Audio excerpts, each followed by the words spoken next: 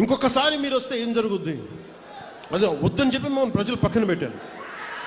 ఈ రోజుకి వాళ్ళు తీర్థాన్ని మార్చుకోవట్లేదు. చాలా తక్కువ సార్లు గత ప్రభుత్వం గురించి మాట్లాడతారు. వాళ్ళు ఈ రోజుకి వాళ్ళ బూతులు మారట్లేదు, వాళ్ళ బుద్ధులు మారట్లేదు. నేను ఇంకా మీరు సామాజిక మాధ్యమాల్లో తిడుతూనే ఉన్నారు. మళ్ళీ ఇంకొకసారి హెచ్చరిస్తున్నా. పిఠాపురంలో ఒకసారి చెప్పాను మీకు, మళ్ళీ మీరు కూర్చొని పాత పద్ధతిలో కనుక మళ్ళీ నాయకులు మళ్ళీ మీరు పిచ్చి ప్రలాపనలు చేస్తే పర్యవసానాలు చాలా తీవ్రంగా ఉంటాయి, గుర్తుపెట్టుకోండి.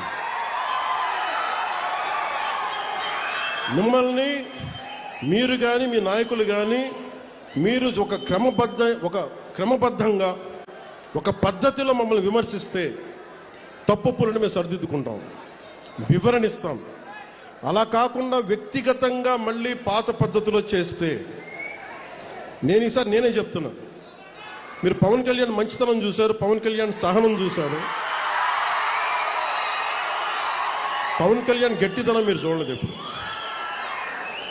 దయచేసి అక్కడ దాకా తీసుకెళ్ళకండి.